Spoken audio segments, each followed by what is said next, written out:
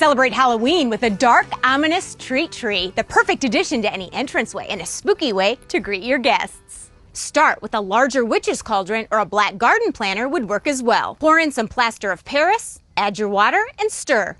Quickly center a few taller branches or driftwood that are at least 1.5 inches to 2 inches in diameter into your plaster of Paris. Hold in position and let set. Spray your branches with black spray paint. Don't worry about covering the pieces entirely. The random spray patterns give it more of a charred look. Take some old artificial stems and prop them up into some foam. Grab that black spray paint again and spray the stems. Once dry, separate if they're part of a bundle, and using a drill bit that is the same diameter as your stems, randomly drill small holes at different angles in your branches and add your stems. You can reinforce with a drop of adhesive if needed.